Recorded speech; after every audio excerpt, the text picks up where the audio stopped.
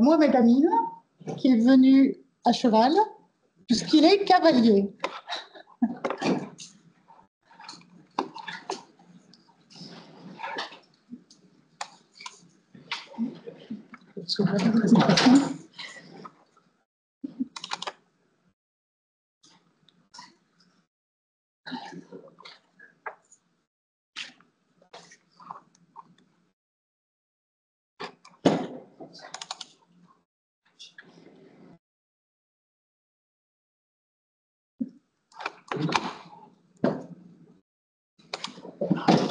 Ouais.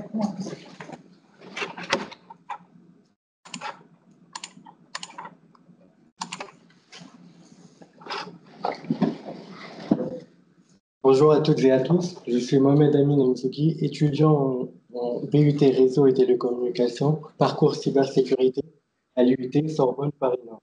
Aujourd'hui, je vous présente mon projet de sécurisation du réseau informatique des laboratoires C2AMF. Avant de commencer, voici le plan de ma présentation.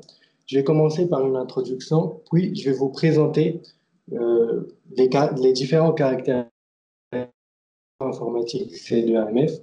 Ensuite, je vais vous proposer une explication de la solution qui va permettre de résoudre des problèmes liés à ce réseau. Et je vais finir enfin par une conclusion. Comme vous le savez, il est très important de sécuriser un réseau informatique de nos jours avec l'augmentation exponentielle des cyberattaques. Des statistiques menées entre 2020 et 2024 ont montré une augmentation de 38% des attaques informatiques. Ces attaques peuvent avoir différentes conséquences, par exemple des pertes financières, des pertes de temps, des pertes de données, etc. C'est pour cela que je me présente ici devant vous pour vous présenter mon projet de sécurisation du réseau informatique des laboratoires. Ce projet a été réalisé dans le cadre de mon stage de 12 semaines qui s'inscrit dans ma troisième et dernière année de BUT. La problématique qui se pose alors, comment pourrait-on assurer la sécurité du réseau informatique C2AMF et réduire les risques des cyberattaques? Je vais tout d'abord vous présenter les caractéristiques de notre réseau informatique. Pour pouvoir comprendre ces caractéristiques, on doit tout d'abord aborder un sujet très important qui est l'importance de la sécurisation de notre réseau. Entre 2023 et 2024, l'ISACA, une association de cybersécurité, a sorti une statistique qui a montré qu'une augmentation de 48% des attaques réalisées sur des musées et des centres de recherche. Un exemple plus concret, en octobre 2023, une cyberattaque a été menée sur le réseau informatique du C2AMF qui a causé une perte d'environ 1 téra de données. Cela souligne l'importance de la protection des données sensibles, surtout dans un cadre d'un centre de recherche. On a des œuvres d'art qui sont très importantes, mais aussi les données liées à ces derniers. Il faut aussi, dans un réseau informatique, assurer la continuité des services. Donc, juste une coupure d'Internet de 5 minutes arrête l'avancement de 250 utilisateurs. Donc, une cyberattaque, c'est beaucoup plus long que 5 minutes. Donc, ça risque de paralyser l'avancement des projets. On doit aussi respecter les réglementations légales européennes, par exemple le RGPD, Règlement général de protection des données, pour nous éviter des sanctions pénales, mais surtout aussi pour protéger la réputation de l'organisation. On dit souvent que le C2AMF, c'est un hôpital d'œuvres d'art. Donc, moi, je ne pense pas qu'un patient pourrait faire confiance à un hôpital qui ne saurait pas protéger ses données personnelles. Donc, la réputation de l'organisation est très importante. Maintenant, je vais vous présenter les failles qu'on a pu identifier dans notre réseau.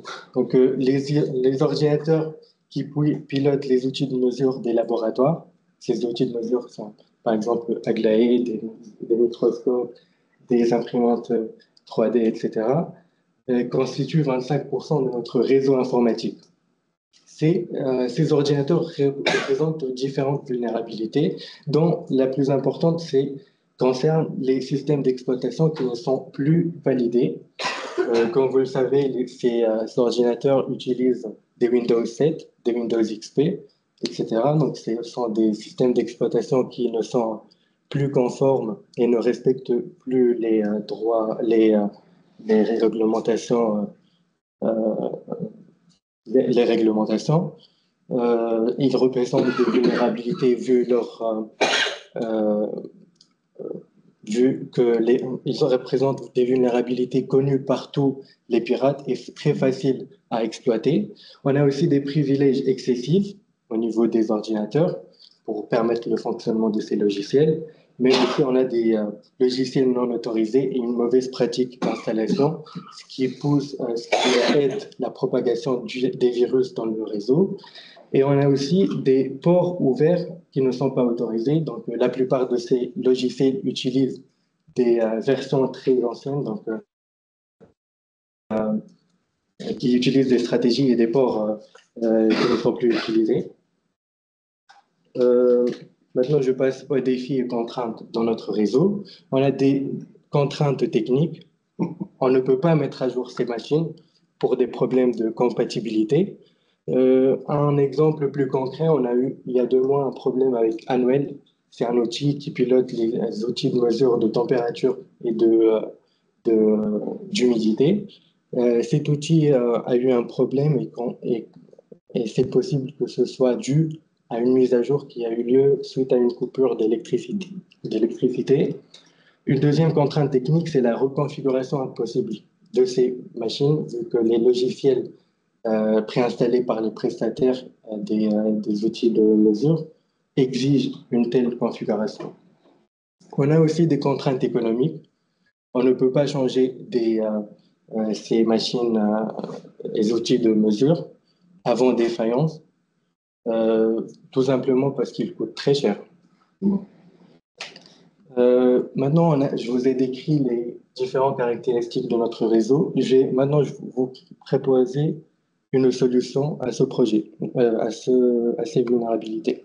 Donc, l'objectif du projet consiste en une isolation des machines vulnérables en les séparant de notre réseau informatique, tout en maintenant une connexion sécurisée pour pouvoir récupérer les données produites par ces derniers.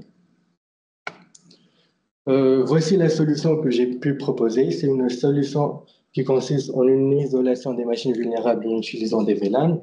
Tout d'abord, c'est quoi un VLAN? Un VLAN, c'est un Virtual Local Area Network. C'est un protocole informatique qui permet de regrouper un réseau en plusieurs sous-réseaux. Pour mieux comprendre ce concept, imaginez un immeuble. Cet immeuble contient des appartements qui n'ont pas de porte. Cela va provoquer des problèmes de confidentialité. La vie privée des familles ne serait plus respectée et aussi des problèmes de sécurité, possibilité d'intrusion. Le même principe s'applique avec les réseaux informatiques. Notre réseau est représenté par l'immeuble et les VLAN sont les portes du réseau, donc, qui sont les VLAN, et qui vont permettre non seulement de regrouper notre réseau ou notre immeuble, mais aussi de créer un environnement sécurisé pour les utilisateurs. Pour pouvoir appliquer cette solution sur notre réseau, il suffit de créer un VLAN pour les chercheurs, c'est-à-dire les utilisateurs qui auront besoin d'accéder à ces machines vulnérables, et de l'autre côté, créer un VLAN pour les machines et les ordinateurs qui représentent des vulnérabilités. Et ainsi, on a isolé ces machines vulnérables du reste du réseau. Mais la question qui se pose, comment pourrait-on récupérer des données si on a isolé ces machines? Cela va être possible grâce à une connexion gérée par un pare-feu. Ce pare-feu va gérer les flux et l'interconnexion entre ces deux VLAN. Cette méthode a plusieurs avantages. Tout d'abord, elle réduit la surface d'attaque. Donc, évidemment, les machines vulnérables ne seront plus visibles par les pirates. mais elle permet aussi d'améliorer la performance de notre réseau, d'augmenter le débit d'envoi des paquets, etc. Elle ne représente pas vraiment d'inconvénients. Ben, ça dépend des réseaux, mais c'est une méthode très utilisée par des grandes boîtes. Elle est même utilisée par les hôpitaux en France parce qu'ils ont les mêmes problèmes avec les outils de mesure. On peut juste parler de la complexité de configuration de cette solution qui demande une expertise bien avancée. Maintenant, je vais vous donner une idée générale sur le choix du matériel. Donc, on a pris des switches déjà présents sur le réseau, des HP et Aruba. Il suffit juste d'utiliser des switches qui acceptent les VLAN. Mais le choix le plus important, c'est celui du choix du pare-feu qui va tout gérer dans notre solution. J'ai choisi d'utiliser le Meraki MX64 de la marque Cisco. Il offre une gestion cloud simplifiée grâce à une interface graphique simplifiée disponible via le cloud. Il a des protocoles de sécurité intégrés conçus à travers des d'intelligence artificielle. Il offre aussi un déploiement facile vu son intelligence. Il peut s'adapter dans l'environnement où il se trouve. Le seul inconvénient, c'est le coût. L'appareil coûte 600 euros et il faut prévoir aussi 200 euros de licence par an. Pour tout le labo? Oui, oui. Un point très important, c'est la stratégie de gestion des flux entre les deux VLAN. Donc, cela est possible via la configuration des pare-feux. Il faut utiliser la politique. Tout ce qui n'est pas explicitement autorisé est interdit. Elle est constituée de deux étapes importantes. La première est de bloquer l'ensemble des connexions entre les deux VLAN. Et la deuxième est de commencer à donner des autorisations au fur et à mesure des besoins des utilisateurs. La deuxième astuce consiste en l'interdiction de paquets lancés par les machines vulnérables. Cela nous permet de bloquer la propagation de virus s'ils se trouvent au niveau des machines vulnérables.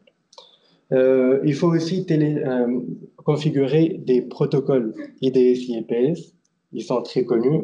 Ce sont des protocoles de surveillance développés par l'intelligence artificielle qui permettent de détecter les virus et les différents types d'attaques. On utilise aussi le protocole DLP pour les fuites de données. Il nous reste juste à faire le choix entre les méthodes de récupération de données. On peut créer un dossier partagé. Donc, c'est une solution efficace et sécurisée et surtout déjà utilisée dans notre réseau, donc ne demande pas une formation pour les utilisateurs. Sinon, on peut utiliser un logiciel open source, le Nextcloud, qui offre des fonctionnalités supplémentaires par rapport aux dossiers partagés, tels que la synchronisation, la surveillance et le stockage en cloud. Un point très important, c'était pendant la réalisation de ce projet, était de tester cette infrastructure en utilisant la virtualisation. C'est très important dans les projets informatiques. Donc, comme vous le voyez, j'ai essayé de créer un VLAN en jaune.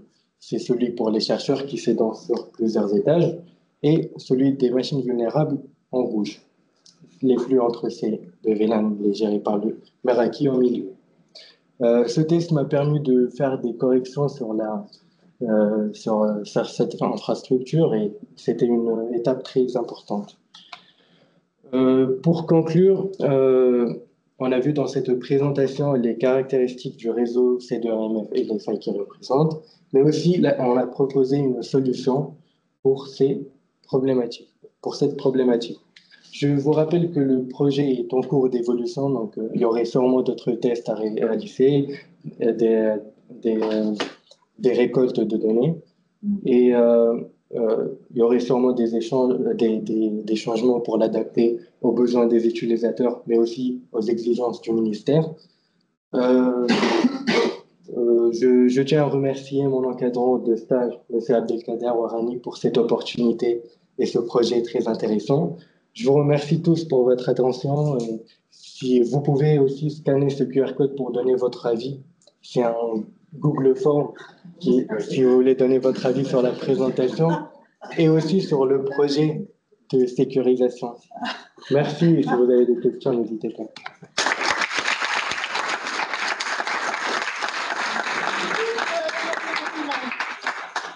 Bon, on ne va pas attendre que le vote se passe.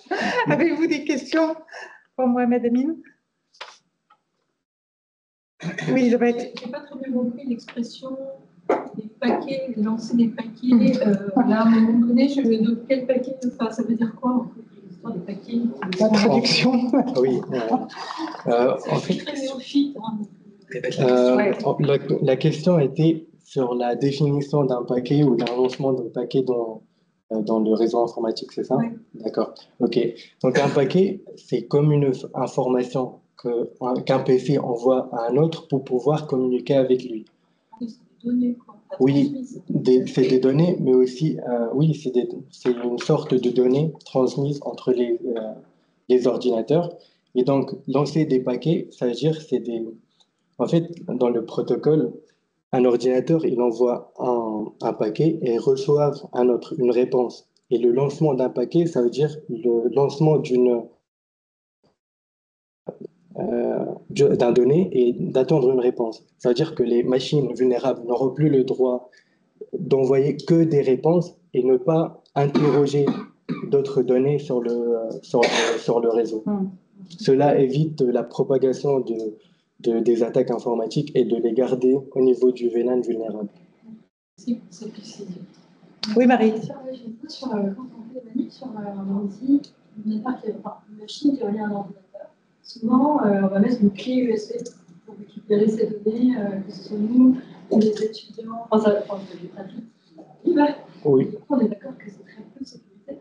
Oui, c'est très La question posée, oui. La Et de savoir question- si les clés USB qu'on introduit un peu tous partout induisent des soucis de sécurité. Non?